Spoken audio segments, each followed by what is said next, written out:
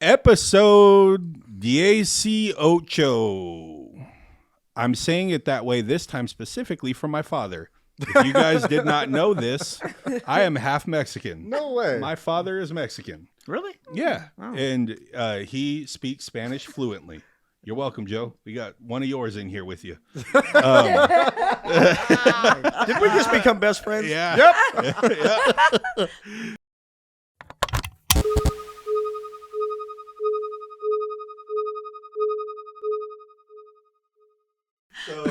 Oh my god. I've been going on the Spanish thing. Why for you a just little now bit. announce it? Did you just get a 23andMe or something? Yeah. Motherfucker just got his DNA test. Oh, I'm 1%, baby. Yeah. I'm 3.8%. This Chihuahua. half. This half. So he was like really like bitching at me about mispronouncing fucking, like, he's like, why do you say it so white? And I'm like, because I'm fucking white. Like, I mean, like, I don't know what to tell you. He was like, you can't say easy. I was like, no, I can't rolling say his it. R's Yeah, and he's like shit. doing it all Mexican-y. And I was like, man, it was like, look, bro, I am what I am, Pop. I know. I'm sorry I'm turning down the culture or whatever, But just like that, we're on episode 18, y'all. Yeah. And we've made it. And ladies and gentlemen, Chasity Munoz, everybody. Welcome to the podcast. Yay. Thank you. Thank Yeah. you. I'm honored to be here. Thank you so much for having me. We had to bring in a little bit of a different perspective. And Chasity, you also have a podcast. I do. Yeah. So go ahead and tell that to the camera right now so they know where to find you. It's Unveiling Addiction on YouTube, and we just discuss the same topic, addiction. We just kind of go into it a little bit, and I go into my own experience. I have people on from time to time. I'm going to be picking back up a little bit more in July. So it's Unveiling Addiction on YouTube. I plan on putting it on Rumble too, just so that just the censorship and stuff, because there may be a few things that I may be discussing that could possibly get censored, like chemotherapy and things like that. For sure. Dabble into that. So Yeah. so find me there. You go on a much more deep dive than us two addicts and a moron do here. So we're really excited to have you and have the perspective that you're having. So welcome in. Introductions. I know we just introduced you, but you're going to do it again here in a minute. But in the left center, Joey the moron. Yeah, Joey. Hey. I love you. Love you too, buddy. Aw. And me, Jay Klein. Mike's too addict meth GHB. Right. And Chasity. Chasity Munoz. Yeah. Yeah. All right. So another tradition that we always start with, and I'm going to let the guy off to my left take that over. Yes, like we do with every episode, let us get centered, let us get present. Let's bow our heads, close our eyes, and let us always remember and never forget about the addict that's still out there suffering, the friends and family members that are struggling and suffering with them, and the addict that unfortunately could not be with us here today. Let us take a moment of silence.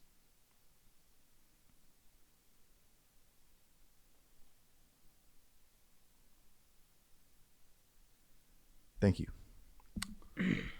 All right. Well, once again, we brought in a guest to gain the perspective and share a story. And that's exactly what we're going to get. So, Chasity, what did you struggle with in your addiction?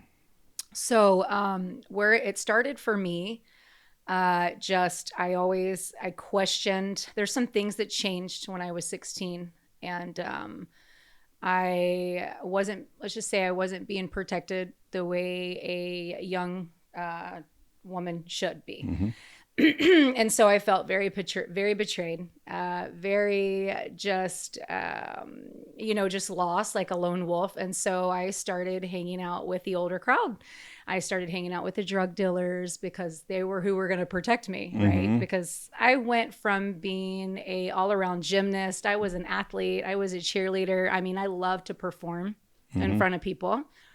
To just completely, I mean, it went like 180 very quickly. I mean, the minute that this individual came in and shook, I mean, it shook everything up. He was battling his own demons too, and so I started running away.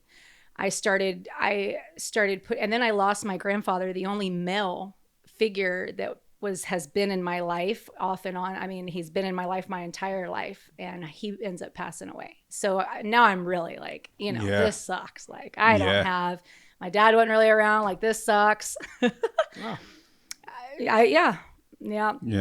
And so I put myself in the most dangerous predicaments. I mean, I started running with the big dogs because they're the ones that could protect me. Mm-hmm. But they were protecting me from, one situation. However, I was getting wrapped up in all kinds of other situations. Sure. I mean, I was at the border at 16 years old, bringing shit across the border. And I don't mean just like measly shit either. Yeah. And didn't blink a freaking eye. Did not blink an eye. How old were you when you did that? 16. Oh, whoa. Yeah.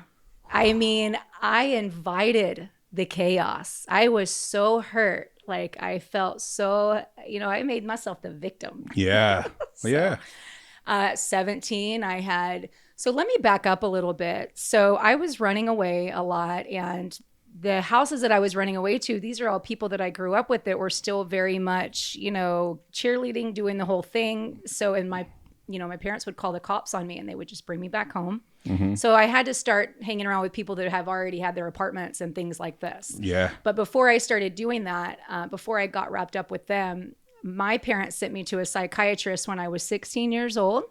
And he was like, so you're pretty fucked up in the head, aren't you? That's what he said to me. Excuse my French. I do apologize. No, we swear here. We swear here. We It's swear, an yes. open forum. Not a what? In this room, the more, the merrier, actually. Right. Yeah. So, well, good, because I mean, y'all maybe should have not have told me that. Yeah. Because when I get passionate, I tend to drop that F-bomb. Yeah, let's Me do too. it. So, now that I kind of reminisce, I mean, I've been through so much. I mean, even processing it, I was thinking about all of it on the way here. And I'm just like, there are some things that I forget just because I've been through so much. But I think this is very important for me to discuss because number one, now that I think about it, I lived in a town where people could kind of be paid off. I was 16 years old and he's like, oh, so you're pretty fucked up in the head, huh? Yeah. What do you mean? I'm 16. He puts me on Zoloft.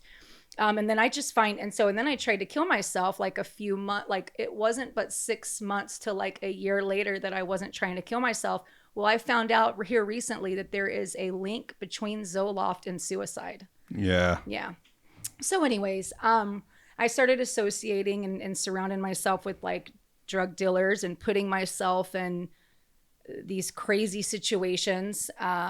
I mean, at one point when I was 17, I had went with a group of people. I didn't even know them. I went and hung out with them. We stayed up all night. We're partying, doing meth, Next thing I know, that whole apartment's getting kick doored by the feds. Whoa. I'm like 17 years old and all these men just come and kick door, scared the ever living shit out of me. But, I was a pretty girl and, I knew how to be like, I didn't know what was going on here. I knew what was going on. Yeah.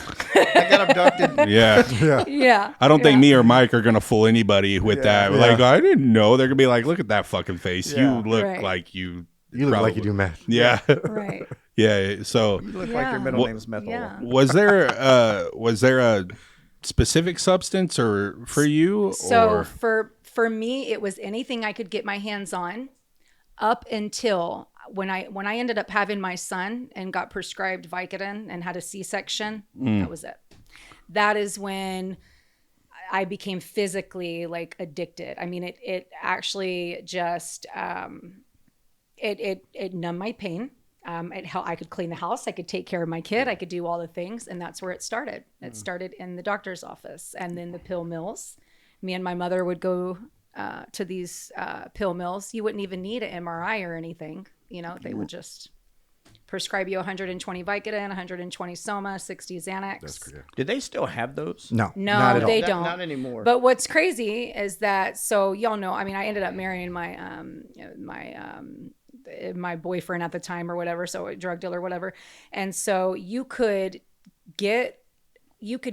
would take a lot of people to the pill mills and like pay for their for 'em, way yeah. and then just stock up on all these pills and then flip them, Yeah, I know back home we had them in Southeast Texas. Yeah. They had Yeah. them, and I knew people that would go and they'd pay a visit, $100 or whatever it is, and then they'd pay the doctor $100 and he would write them out a script, and then they'd go get like pills for days. Yeah. Yeah. Yeah, I lived in Central Florida during like 2010, 2011, and that's where it was big at as well. Like Florida was like the capital of pill mills. It was huge.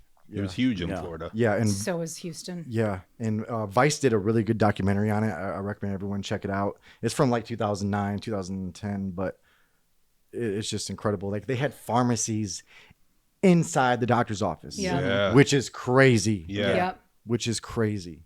Yep. But yeah, you're not. I think I shared this in a previous. Like it's pretty hard to get pain pills nowadays.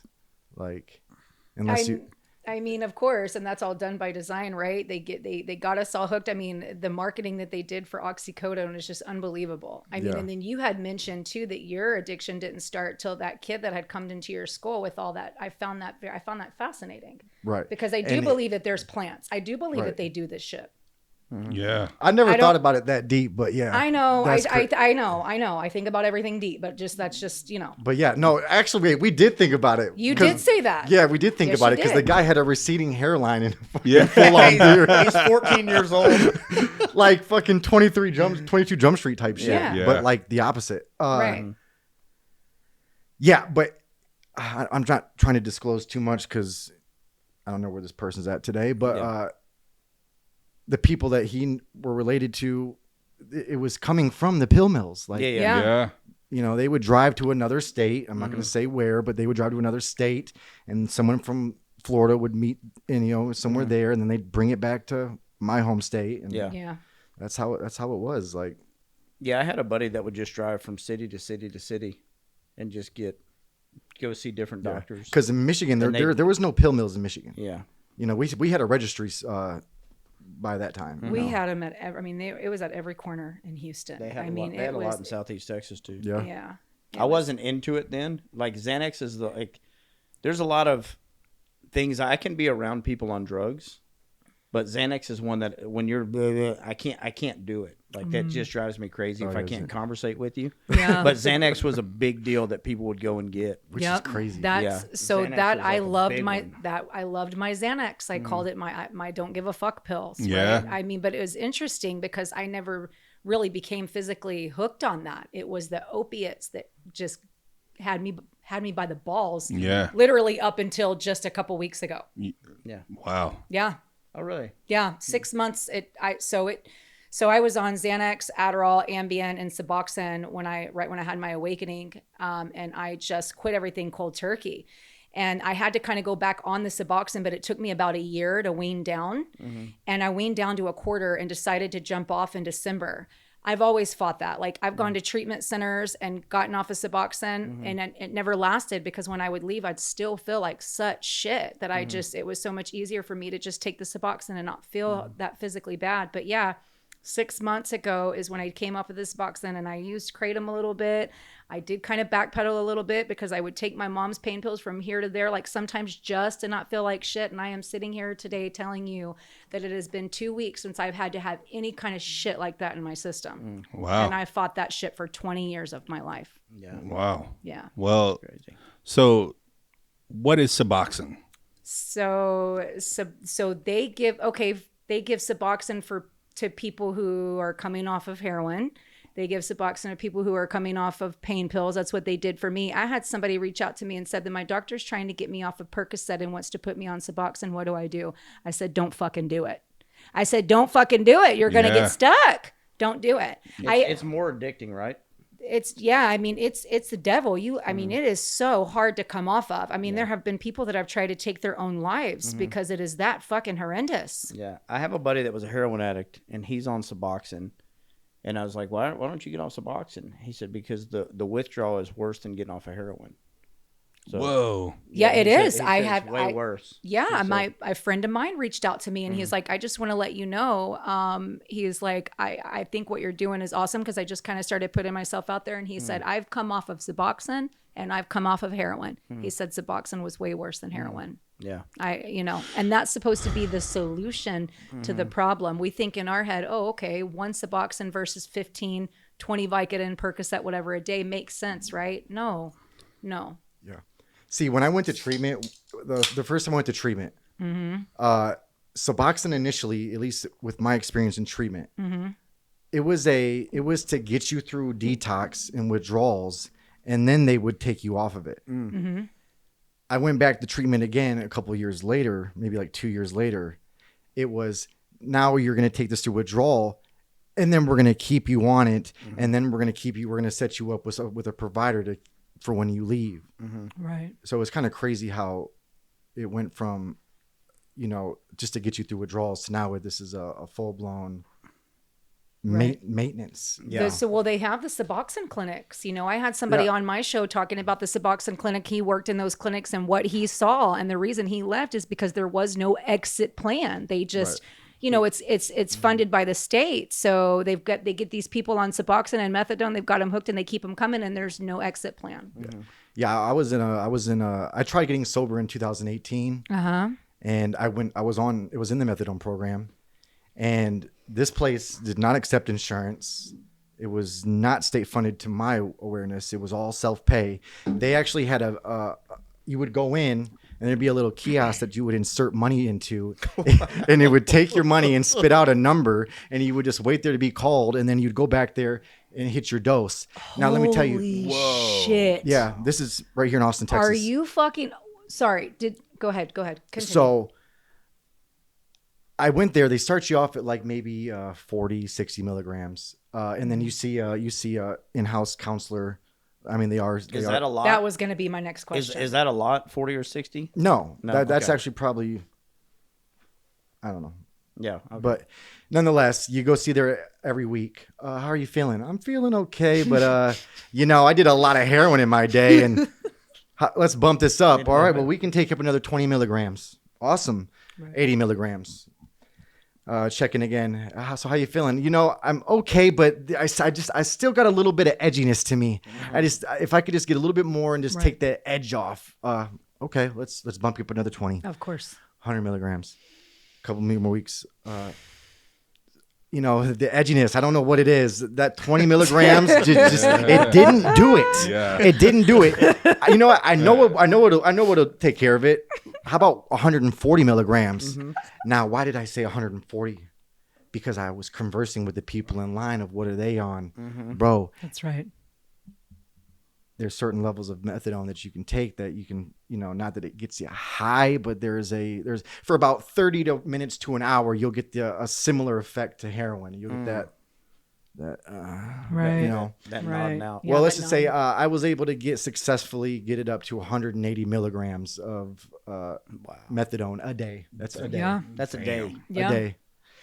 They still have those clinics, right? They Oh, do. yeah. And I don't know. I haven't been to them in a while. I don't know how regulated they are now, or I don't know. But I just want to say there is no reason for anybody to be on 180 milligrams 100%. of fucking methadone. That's dude. right. That's right. No, there's not. And I would go there and I would fail drug tests. And they'd still give them to you? Absolutely. They would just they would just knock off one of your take homes because there'd be tiers, right? You would have to go every day, and then eventually you'll work it up, and then you'd only have to come 3 times a week, and then they'll give you take homes. Then you come in, then maybe you can just go once a week. Yeah. See, once I got up to once a week, then I knew what to do, because after a while, really this happened when COVID was starting to take place. I got a really bad case of the fuckets and was like, I don't care. I want to go back to doing dope because I think the world's coming to an end. Right. Yeah. And so I took advantage of those that I would just go once a week, and I'd have 2 weeks full of fucking methadone bottles. Yeah. So I would trade or sell that to get heroin or meth, Yeah. So this is really interesting to me, right, from the outside looking in. So methadone and Suboxen, they're completely different chemicals. but I'm just saying, but they're similar in that they're trying to get you off of something. Right. Right? Their objective is they're opioid antagonists, which they attach to the receptors in your brain, which mimics the effect of And they're long acting. Right, they're long acting. 36 So hours. If you use heroin while you're on it, it makes you sick, right? Right. Suboxen, yes. Okay. Methadone, no. What's methadone used for to get you off of? What do you mean? Like they give you methadone to get you off of. Methadone is not necessarily to get you off of. Just to make you It's feel basically to replace it almost. better? I got you. That's what it is. Methadone came first. One of my That's right, it friends in did. Fort Yeah. Worth was on methadone here recently. I don't want to say his name, but he was calling me and he's like, I'm doing better. I'm not taking fentanyl, but I'm taking methadone. And I'm like, well, like maybe that's better. I mean, but it's the lesser of the evil. Yeah. it's the lesser of the evil. But but he was trying to say like I'm sober, and I'm like, no, bro, you're not sober. You're taking methadone. Right. Like, So- I wouldn't. And let me tell you, at that clinic, I went there for about a year and a half. There are people that have been going to that clinic for Yep. years, for 10 years, Yeah. 15 years. There's guys that were grandfathered in that would come in once a month. And I kid you not, they had a fucking briefcase, like a big old, like you would carry one of his fucking I'm taking my camera shit home things with in. me. This guy would come in, dude. That's There was a guy, I remember one time, because you'd have to get there at 5 in the morning. If you wanted to Yep. be the first in the line, you got to be there at 5 a.m. no shit. yeah, like yeah. it's fucking lined Because up. they only do Yeah. it from blocks. 6 Usually it's- a.m. to like 12. Yeah, or 6 to they would be like 11. 5 to 8. Right. They would take a break for like 3 hours. Then either come back between like 1 and 3 or 12 and 2 or something like that. I don't know. Right. But I'd go there first thing in the morning, and there's guys smoking bolos in the car waiting. Like this is not it's not for recovery. Because I just want to chime in. Yeah, go I ahead. find this very important. So at one point, I thought I wanted to work in these clinics because I wanted to help people, right? Yeah. I wanted to help people. I even went and started I went back to school. I started taking classes and stuff. And it was so funny because I transferred over to a different school and it kept dropping me. And I realize now that it's because I wasn't supposed to. A lot of these people that are still working in this, every single person that is working in the Suboxen clinic, she's like, oh no, we're all still on Suboxen. I'm like, yo, what? We're on it working there. Yeah. I'm like, I'm not going to be able to work here because I'm on Suboxen, I mean, I'm going to have to get off of that. And she's like, no, I'm on Suboxen. I'm like, oh, okay. So it's crazy to me, like sitting here. So an addict, meth, heroin, whatever it is, and Right. you're using they're like, this is what's going to help you. And now, so you're as an addict, you're like, oh, I'm sober. Right. Is that a mentality of? That's not what I had, but I will say with my period of methadone, I did get my life back on track. Like I had a consistent job. Yeah. I started I started my music career up again at the Yeah. time. Like life was decent. I would smoke weed. Yeah. It's Because like a controversial topic. Yeah. These MAT medications. Yeah. Like it can be helpful. It's just not meant to go long term. But the whole thing is it will go long term because it gets you and catches you. Well, and it sounds sucks like it you will go in. long term because if you want to keep doing it, they'll still give it to you. right, you're not going to get cut off. No. Yeah, they're not going to cut you off. Like what you were saying when you started in rehab before, it was to wean you off of shit, Yeah. but that was it. Now it's to wean you off, but we're going to keep you on it. Right. I know when I went to rehab, when I was talking to the company about going, somebody at the company, I won't say any names, but they said, He always says that. yeah, I can't say. Yeah. So anyways, probably fire me. Yeah. He said, but he was like, you should go do Suboxen. And I was like, I looked into it and I was like, then I know my buddy that's on Suboxen and he told me, no, don't just go to rehab and just go get off shit. Like that's how you're supposed to do it. But I think he did Suboxen for an injury, but he's no longer on Suboxen. Like he wasn't a drug addict. Right. I'm a drug addict. Yeah. Don't put me on one thing for the other because I'm going to go to that other thing and stay there. Yeah. Especially if you're justifying, this makes me not be on meth, Yes. right? Like now you're like, oh, this Way is better. way better. Like, you know what I'm like? I mean, I was prescribed it. God, that's Now I was on both. I was on Suboxen on and off for like years. And I was on methadone. Now I never took my Suboxen as prescribed. Yeah. Like I got my scripts so I could flip them, or I would take them on a rainy day when I couldn't get it, the plug was dry or the funds were low. That's how I used it.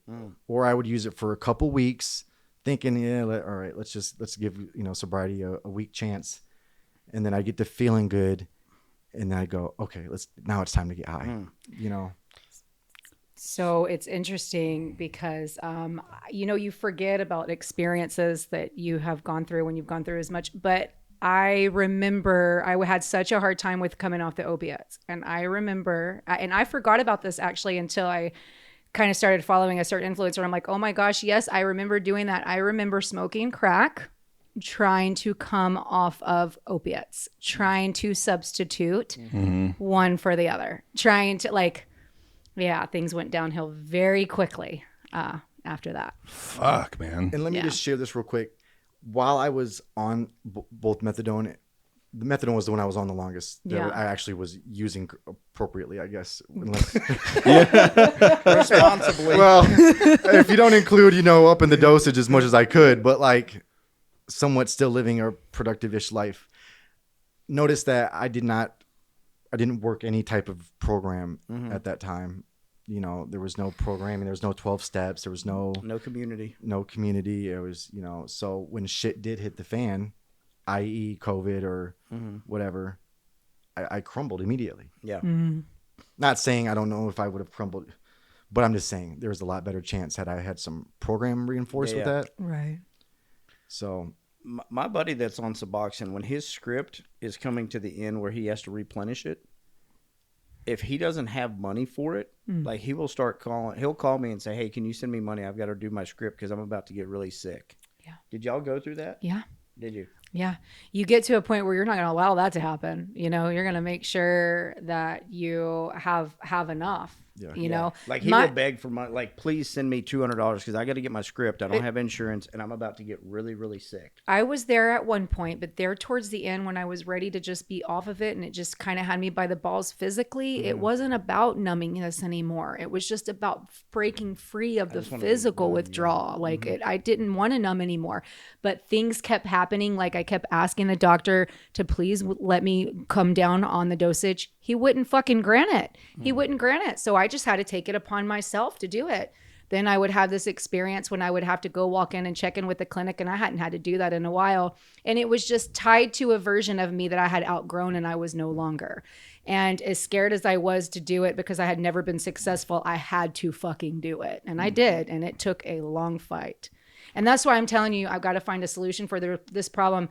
There are so many people stuck on this Suboxen and they're okay with just their little dose. I'm okay with my little dose because I'm functioning and I'm doing all the things. And that's beautiful. That's great. I totally understand that. But we are not fucking meant to be stuck on anything, period. In the discussion, so. Yeah. So your doctor wouldn't bring you off of it.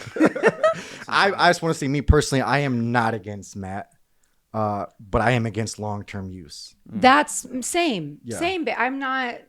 Oh, no, I wasn't speaking for you. But oh no, yeah. I'm not against it either. But it seems like when they put you on it, they won't take you off. Right. I mean, yeah. That's just my experience. Right. So. This is wild shit. Yeah, dude. Yeah. Like this one. I've actually never withdrawed from Suboxen because I never took it. Right. But I do want to share a crazy story.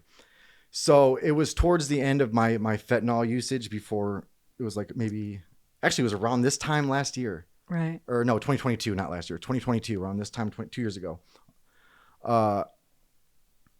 So I was doing fentanyl a lot, right? And so, so in the past with heroin, right? Heroin is a lot shorter half-life than fentanyl. So in the past, I could like maybe take a little 2 milligram piece of a sub, take that until if I knew some money was coming in at 8 p.m. and it's 9 in the morning, I knew that I could take that 2 milligram piece of strip and I would be just okay until that money hit. And then when the money came, I could go cop and then I could use and probably at least feel 80% of it, if not 95% wow, the way we of it. Wow. So I thought the same methodology worked for fentanyl. So one morning I'm going to work and I'm working as a cook at a fucking movie theater in the Domain. Nice. And I'm like, I'm so sick. And I'm like, I'm working a morning shift. And usually I don't work morning shifts. So it's like, I can't hustle to go get some fetty and I don't have any. Nobody's bringing me any. But I do got strips that I've been holding on that's my reserves, fucking Fort Knox over here of fucking sub strips. So I took, I'm like, you know what? I'll just take this because honestly, I don't even know if I'm gonna be able to do anything today after this. So, but I got to go to work because I need to get paid. And so I took like a 4 milligram strip. I hop in my Uber. Everything's fine. I get to work, right? Oh my God. The worst precipitated withdrawals I have ever experienced in my life. I remember we're getting hit on the thing, and all these orders are coming at this computer screen, and I'm working with this other guy, and I'm just like, and like they're playing music in there, and it's like the music like blurred and like slowed down. Yeah. And the guy that I'm working with looks at me, he goes, "You okay, buddy?" I go, "I gotta go." Yeah. I fucking ran to the bathroom, right? Yeah. And I'm just like, oh my God, like sweat is just fucking coming down profusely like a waterfall. And like my senses are vibrating. I'm like, it's like whamps, like boom, boom. I'm like, oh my God. I fucking run out of the bathroom. This is in the Domain and it's hot and it's summertime, right? I am so sick. I don't know what to do. I don't even have money to get a lift back to my sober house because I'm in a sober house, right? I'm in a sober house, right? And I don't have money to get there, and I don't have the energy to walk to the bus stop because the bus stop was like 0.6 miles away from the location I was at. Might as well be in Egypt. So all I knew was this. I don't feel well. This was the worst thing. There was like this big ass rock that was like in the grass to the side of the movie theater, and there was a walkway. And I just fucking laid on that rock. And I'm like this, like a fucking baby. Like, and then I fucking, I'm about to fucking like, I feel like I'm about to vomit, right? So I get up and I'm about to throw up. And as I throw up, I sneeze. And all the fucking vomit comes through my fucking nose. And it's all over me, right? And I'm, dude, the worst feeling ever, dude. I had a piece of corn come out of my nose. I swear to God, dude, it was the most painful thing I've ever experienced. And I'm laying in the grass on my knees. I'm wearing like fucking black pants and a black polo. In the Domain. Sun is beating down on me. I got families walking past me like, come on, don't worry about him. Just come on. Jeffrey, come here. Yeah. Hurry up. And I'm just like a pile of vomit in me. I'm just, and I got back on that rock, and I felt the most like extreme fatigue and exhaustion, and just like, No. and the sun is just beating down on me, and I'm so cold, but I'm so hot, and I'm so cold, and I'm so hot, and that sun is just beating on me, and I just need to go to sleep. I need to go to sleep. That's how I was. And I'm looking at it, and it's like, it almost was like being on acid, but things were real. Yeah. DMT. Well, so the family was just walking by, and I remember this one. What the? Yeah. Just looking at me, dude, and I'm just like, I just want to go to sleep, dude. I just want this to be over. This was the worst feeling I have ever felt in my life. Yeah. And the EMT, someone ended up calling EMT. Did they call? That's a good way to get a ride home. There you go. So Yeah. then they're Yeah. like, "What's going on? What's going on?" I said, "I don't know. I must have ate Food some bad poisoning. food." Right. Oh, So Yeah. they're pumping me. yeah. They're all my vitals are coming back decent, and finally they fucking they run inside to go get my manager. My manager, what a sweet lady she was. She comes out, "Jacob, what's going on?" I said, "I just ate some bad food." She fucking called me a lift back to my sober house. I had vomit all over me, right?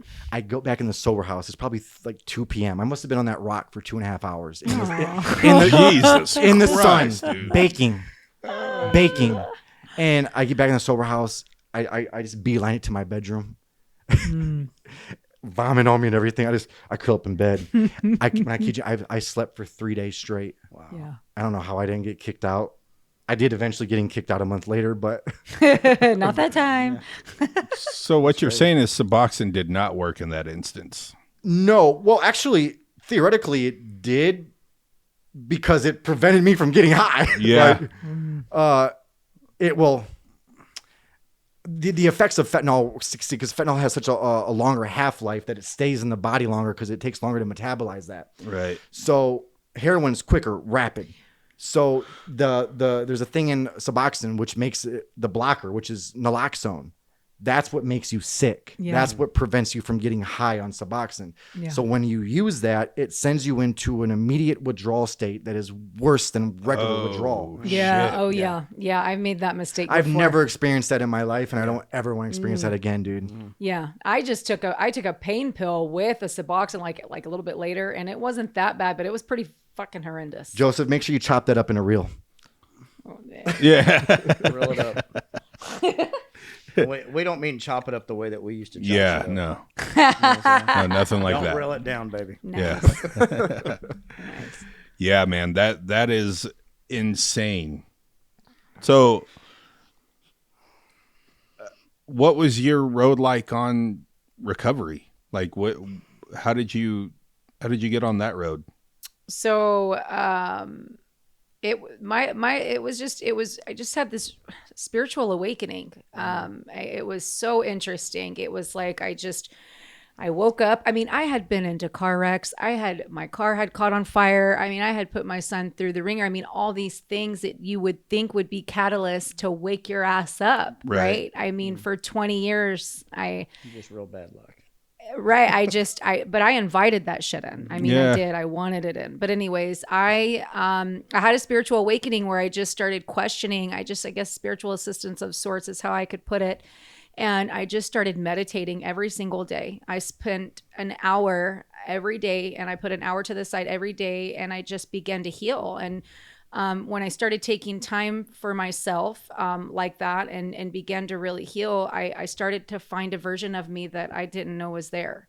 I started to get back down to the core because the soul knows what to do. You just have to, for me personally, you just have to give yourself some time with yourself and silence and detach from everything. And if you do that every single day, your soul will know what to do to heal. And I started making amends. I started one of the most powerful things I think that was pretty powerful was my son. My son is 20 years old, and during my addiction, I put that kid through a lot of shit. I mean, we've walked away from death quite a few times. I mean, we have mangled trucks.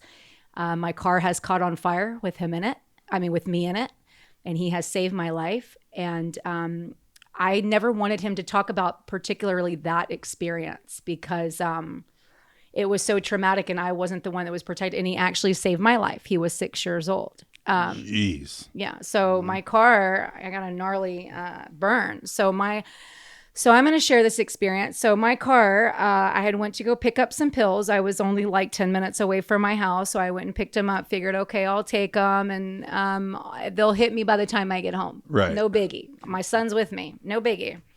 And I don't really know exactly what happened. And I really would never let my son talk about it I always wanted to suppress it till here recently. It was actually a beautiful experience, but fire shot out of my pedals. My car was on the side of the road and fire shot out of my pedals. And so I think I was kind of like in a state of shock. I don't know. Like, I don't know if it happened so fast, you know? And, my son actually came around and opened up my door and like, you know, because I was like frozen. Yeah. I was frozen. There was fire. I mean, I don't remember him doing that, but I know he did because what I do remember is running away from the car with him, holding his hand. We're running and I fell, and then we ran and I fell, and then we ran one last time and I fell and I went into shock, and that was it. And he had to sit there with me until somebody found him. Fuck. 6 years old. 6 years old.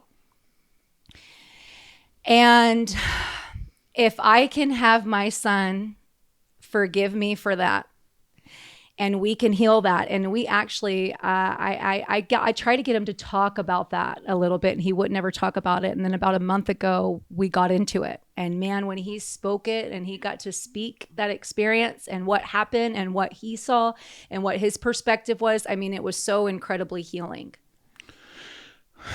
Well, that's like, that's some shit that he probably won't ever, he probably has a frame by frame of 100%. that, you know, and that'll be some stuff he could be 80 years from now and having Alzheimer's, and he's still probably going to be able to So the one speak thing that out. the one thing that he said to me, because see, I always question whether my mom, like, I question my mom's love for me just because she was there for me all the time and she was always there, but it's just her affection. But the one thing he did say to me here recently, like within the last couple of years, is I never questioned your love for me, Mom. I never understood why you continue to choose this over me. He's like, but I never questioned if you love me. I knew you love me. And that was, okay, well, good, because that was at least the one thing I needed you to know. Yeah. Yeah. So. Wow. Yeah. That's it's heavy. It's a beautiful thing because now, like, he's like, now I speak my truth. Like now that he got to speak his truth, like now that's all he wants to freaking do. Yeah. Right? So I'm like, heck yeah, man, let's go. He actually corrected me the other day. He was like, speak your truth, Mom. I'm like, that's right, boy. Come Speak on. my truth. Yeah. Come on. Yeah, let's do it. That's good. Yeah. Yeah, there's something healing about that. Like, I know when my daughter says stuff to me, because a lot of times I don't remember. Mm-hmm. Like, she was telling me when I was sick, when she had to make me cereal and stuff. And I was like I was dope sick, and she was making me cereal when she was like 5. And I was like, because she wants to come on this podcast so bad. Oh. Yeah. And I'm like, not till you're at least 13. And I'm Yeah. it's probably going to be a hard no from her mom. And that's fine. I can tell you that right But now. I was like, she's like, Dad, do you think I would say good stuff? And I said, well, what would you say, Kaylin? And she started telling me stuff. And I was like, I didn't remember some of it, but I know it's true because she knows. Right. And then I was thinking, like, that would be so powerful for other parents to hear what they put their kids through. Mm-hmm. Because I didn't think that, like, if I would have died, she would have laid beside me until someone came and found her. Right. She wouldn't have left the house because she knew not to do that. Mm-hmm. At that time, she didn't know how to use a phone. So she would have laid beside Dad trying to wake Dad up until someone came and found her. And they wouldn't have found her until maybe her mom found her that weekend, or maybe when she didn't go to school and her mom tried to pick her up. Like, she would have been found, but she would have never recovered from that. That's you know? And, like, yes, I definitely want her to come on this podcast because other parents need to hear what we put our kids through. That's right.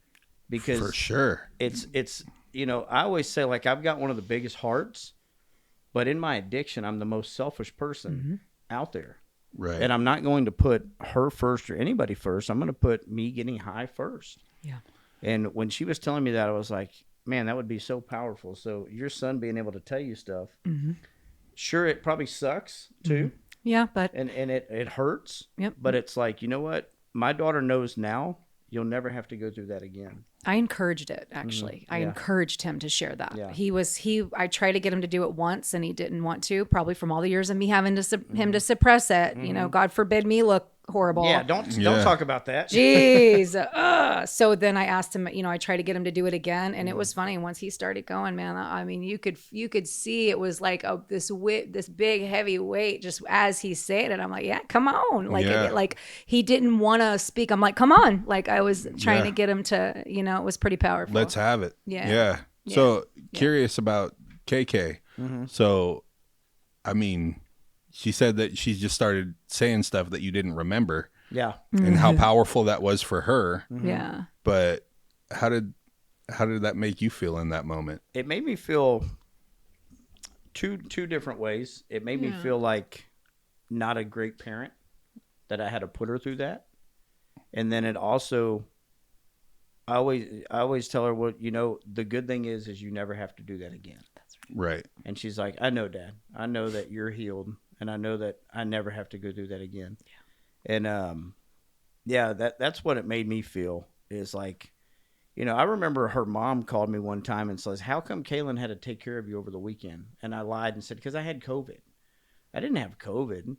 It was because I was dope sick and I didn't have any dope. And like, I couldn't get up. I had to sleep all weekend. Like, I need my fucking sleep. So I had to tell her I had COVID. That's why. And she's like, well, why didn't you tell me? Why would you keep Kaylin there while you have COVID? And I was like, you know what? I didn't think about it. I didn't know I had COVID. I just checked it today. Mike. Fucking liar. I literally just took a test. and I've got it. So will you please come pick her up now? What a liar, dude. You're a good one. But Yeah. but yeah, for she sure. like He's she, good. you know, she always does our little mic test before Yeah, when I dude. have her. She wants to do all the sound test. That's And she's gonna do a chapter in my book when I write about To Meth and Back Again in stores coming soon. Copyrighted, by the way. She's gonna do it. Yes, fuckers. She's gonna do a chapter in there, and her mom's gonna help her write it. And that's one thing that she did tell me that she'll let her do. And I want her words to be in there so other parents can see, like, that we think that our kids are 6 or 4 and they don't know. Mm-hmm. They fucking know. They know. Yeah. They know. Like, They she know. knows that dad wasn't shitting for 3 hours in the bathroom. Yep. I was in there doing math. Yeah. Like, Yep. You know? But I think that's so powerful for other addicts to hear what, you know, what we put our kids through and that our kids really do know. And like when she mentioned that, I was like, shit, I didn't remember that. Like, I didn't remember you made me cereal. She don't even make cereal for herself Yeah. at 8. But she was making cereal for me at 4 and 5 because I couldn't get up. Like she was being the parent and I was the kid. That's how it made me feel. Damn. Well, Chastity, Yes. what's life looking like for you now? I'm loving life. So I really would like to build a big platform. I really would like to shine, help shape the perspective on addiction. So I really think I really do think things are going to get big for me. I do. I've put a lot of energy into it. And, right now we just took my mother off of the narcotics. We will not be having narcotics ever again. It doesn't matter the amount of pain that she's under. So now I feel like we'll really get a fighting chance to be able to heal and move forward and try to see if we can't gain some independence back. So, I work in restaurants and things like this, but I mean, my main focus is to help, I want to help as many people as I possibly can. Me sharing my story and the shit that I've been through, and I've already begun to help a few people, so that's what I would like to do, and help my mom in the process, just heal. Well, you're doing a good job of that already. One of you started watching our podcast. I think you found us before we found you. Yeah. But you found us and you commented, and then we found you. Mm-hmm. And watching yours is, there's sometimes we keep it light. I love it. We try to keep it real light in here, but a couple of your episodes, there are some giggles in there, but it's a lot more, I guess, intense. It is. Would that be a better word for it? I'd say heavy. You Yeah, know? it's a heavier, more intense podcast to watch, which is great. Right. That paradigm is, so we were... Because I've even had somebody kind of like, I went to a conference and she was like, my daughter saw your podcast and she said she wants you to get even deeper. I'm like, oh, okay. Well, I got that. Yeah. I got a lot of that. So sure. How does it feel when someone comments about your podcast? I mean, that felt good because I was around other people. That's what we were there for, was their conference and their podcast. So the mere fact that they're coming up. But see, I brought addiction into the spirituality clique and group that I am with, right? Yeah. So nobody talked about addiction. But when I started putting myself out there, they all, I'll come on. I want to talk. There were so many more people in my community that were fighting and battling addiction than they wanted to talk about. So. Well, it's wild. I mean, just in our short time here, we've helped a couple people, Right. And pretty recently we've had another today. I mean, it's wild to me, like how many addicts there are. Like, I don't identify as one. I drink, or not anymore, gave it up a few days ago. But it's wild to me when you're out and somebody has seen your podcast or has seen you as the face of it now, and they just like feel this need to share with you now. They're like, it might not be them directly, but it might be like, I have a brother, I have a son, and I've never really talked about this before. Yeah. Right. That to me, that's a beautiful thing. It is. And there's so much room. I know our podcast, we have a lot of big aspirations for our podcast, and you're doing a podcast and the same thing, but there's plenty of fucking room for it. Absolutely. Yeah. You know what I mean? Yeah. So Thank you. it's a beautiful thing what you're doing. Mm-hmm. And Appreciate that. And I just want to say, like, I see you all over social media.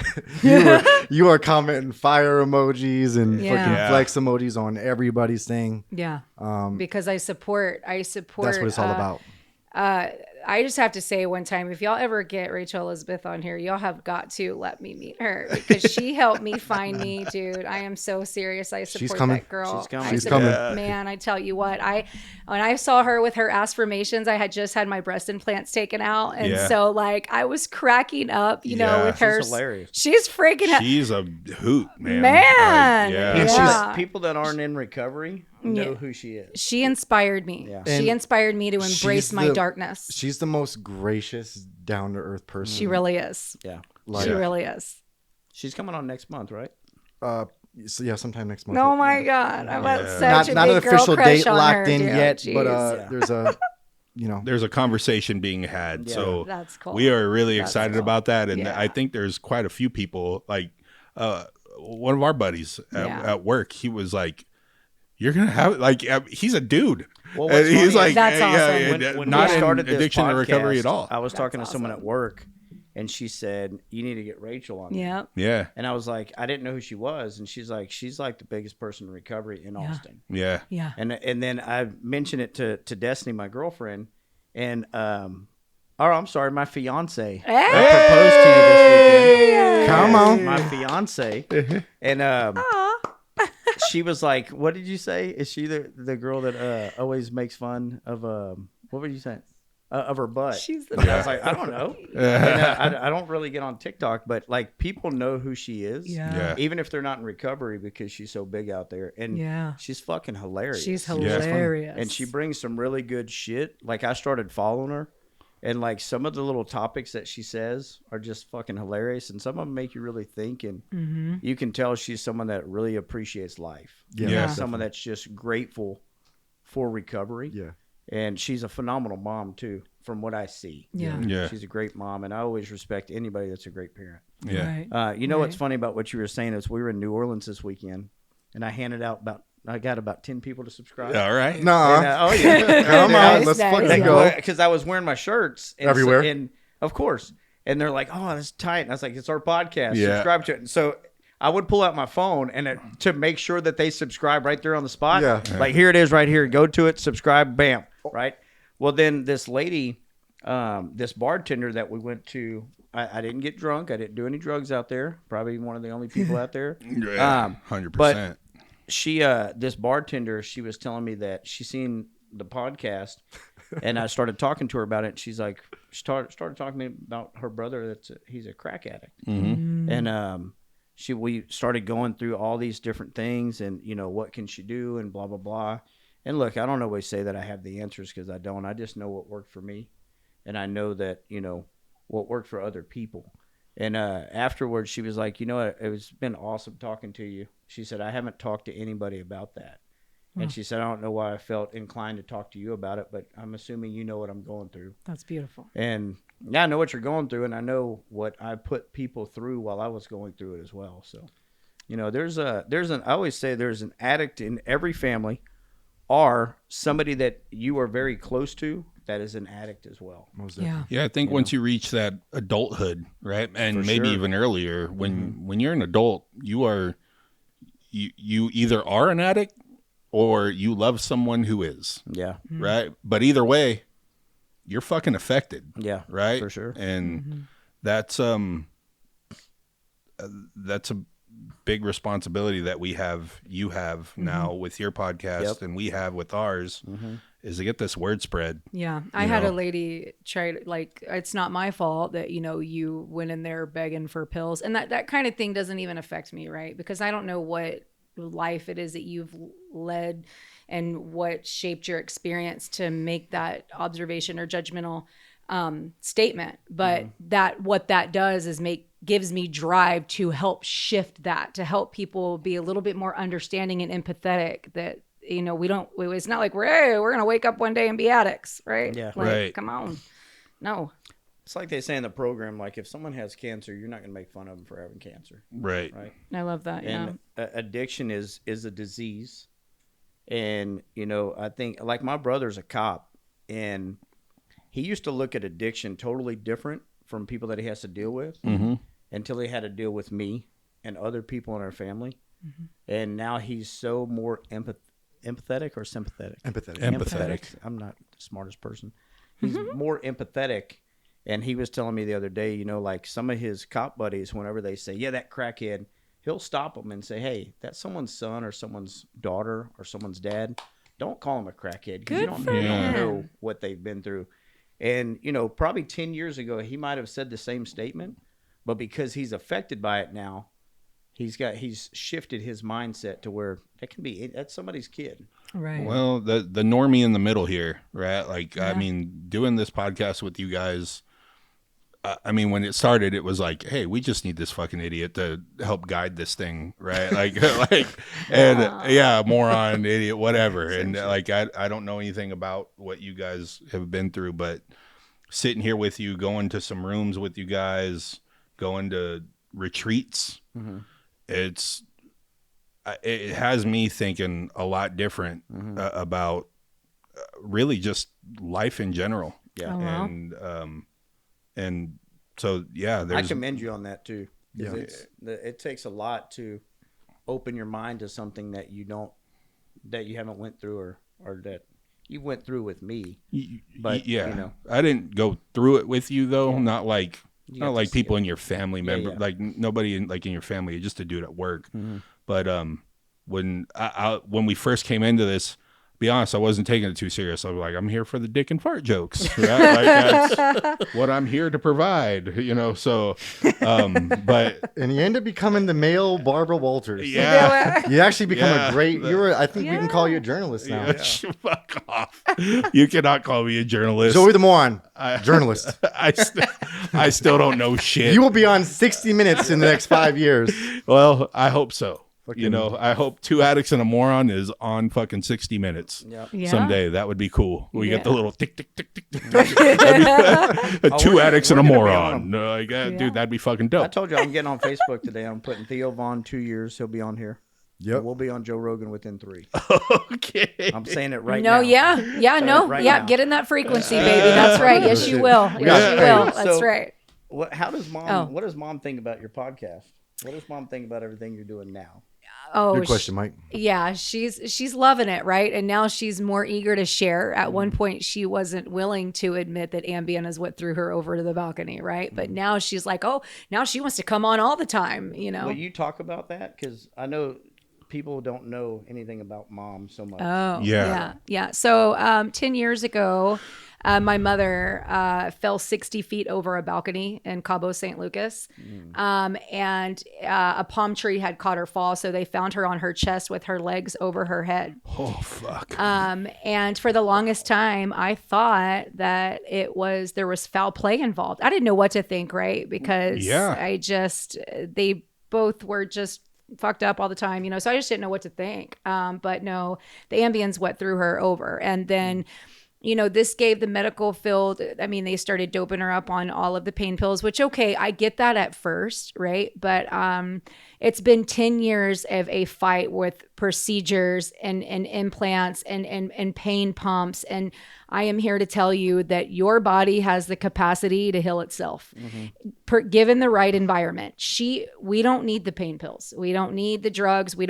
I don't care what kind of pain it is. You have the capacity to navigate pain. So sorry, I kind of went into that one, but we're trying to navigate this pain, and it's really hard because when you're dealing with pain like that, you know, it's easy to just be like, here, take this so we can have a break from it, you know? Especially after 10 years. Yeah. But what that does is then when the pain gets bad, then she's taking more and more. Now we're having overdoses, and now it's just a fucking mess. You know, I mean, you're literally stuck between a rock and a hard place. So I have finally put my foot down, and I called because they prescribed her Valium after taking her off the oxycodone. And I was like, I'm not going to be a part of it. I'm done with that. Like, if that's what you want to do it with the caretaker that hops in. And here we are again last week over medicating. I mean, we're close to being overdosed again. And who's the one dealing with it? Me. So I called that doctor's office, and I fucking let them have it. I told them if they prescribed another narcotic to my mother, I swear to God, I would fucking protest outside of their clinic naked. Yeah. I don't think that they're going to prescribe her because I screamed. Yeah. Like, I called the first time and said, you know, I was screamed. And then I thought about it, and I was like, I don't even think I said who I was or anything. I should probably call back. So by the way, excuse fucker. me. By the way, that's exactly what I did. I called back, and I was like, hello, my name is Chasity Munoz. And I called earlier, and I screamed at your voicemail. I was like, I am the caretaker, and and I went on to say, and then that was it, So yeah, that's a battle that we are fighting, but she's ready to fight this battle minus the medications. So That's good. yeah. And she was on your podcast once. she was on my podcast. She Yeah. wants to come on it again because she was like, I was so fucked up. I said, Mom, you took some gummies. You were just stoned. It's okay. So she wants to come on and talk about it again. So, we will. So Good. yeah. Good. Yeah.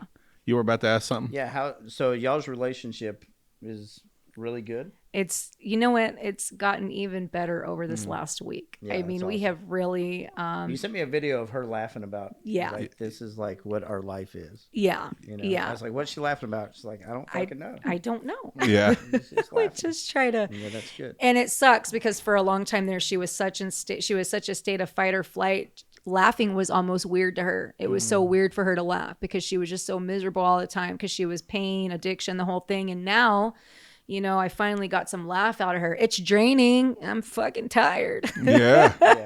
but it's so rewarding to see that you're clearing. It's generational trauma is what it is. Yeah. So, yeah. Well, it's maybe a little bit of what your son did Exactly. to you. You get to That's right. now do that with your mother too, which That's is right. a beautiful thing. Yeah. Coming full circle, only backwards. That's Kinda. right. That's right. Because if I wanted to be mad at my mom, right? She didn't protect me, but I'm like, oh, no. You can't be mad at your mom. Look what you put your son through and he forgave you. Yeah. Right? So, Yeah. That's good. That's great. yeah. It's a good attitude to have too. Yeah. Well, I think we're about done with this one. Yeah. And You're the host. yeah, I mean, Joe's not giving me the fucking finger, so I was like, Joe fell asleep. you're fucking yeah. Joe's over there asleep, but we have an announcement to make, and This is a real announcement now. this is this isn't butthole meth or carrot We lost sticks and that sponsor. gummies. We lost. Thank Stop God. using them. Yeah, we stopped using butthole was a meth shitty and- sponsor. It was a shitty sponsor. No carrot sticks and gummies or shadow peoples in the vent. Like that's all over are with. still real. Those They're still real fucking people. you just looked up in the vent, Bro, I of saw course I you did. fucking I've look. got 2 of them right Yeah. there. I'm like, Oh fuck. God. God, that must be a daunting experience for you every time. Yeah. PTSD sets back in, huh? Well, we have created a partnership with a podcast production company, and they're called Soundville Studios, and they are going to help us get out there, Reach more people. than reach a lot more people than we were doing on our own. And let me tell you, we were doing a pretty fucking good job of it on our own.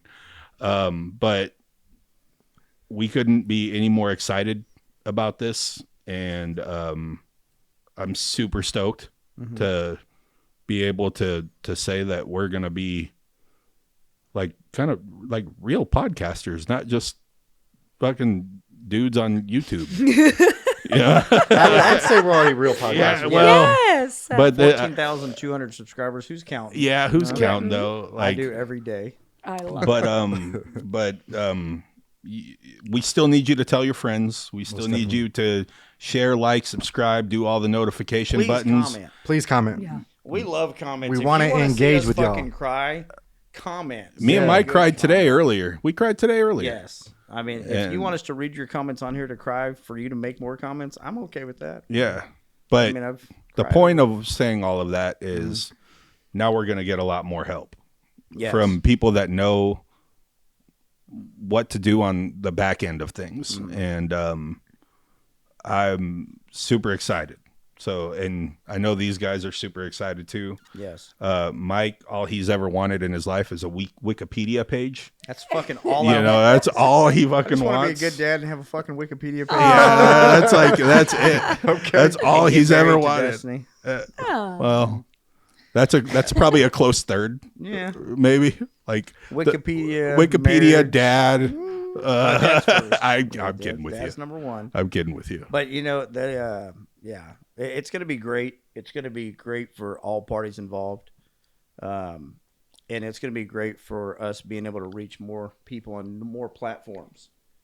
On Spotify, Apple, they have the machine behind it that will just push us in front of so many more people that we on our own would. Look, we're two addicts and a moron. Yeah, dude. That's if JV wasn't here, we'd be this would be it. We'd be phoning each other. Two addicts and a moron and a moron. Yeah, like it would be way more morons and shit in there. It wouldn't be great.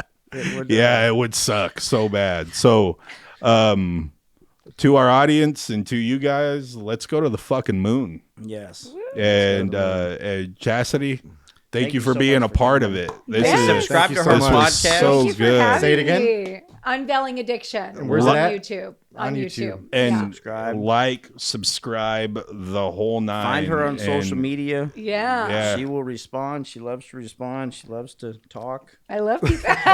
Yeah. And she has so much insight on addiction, Suboxen, stuff that I know shit about. Yeah. Well, a lot of other stuff too. Yeah. It goes deep. A little bit of dork. A little bit of a dork. That's okay. That's okay. Well, thank you a million times over for coming in and being a part of our world. And anytime you want the two addicts and a moron to come over to Unveiling Addiction and add a little bit of dick and fart to it, we are ready. All right. Thank you for having me. Absolutely. Yeah, man, it was an honor. Thank you. Absolutely. Shout out to your mom. Yeah. I let her know. She wanted to come. Shout out to the Well, Two Addicts and a Moron, episode 18, over and out. Great episode, guys. Yeah.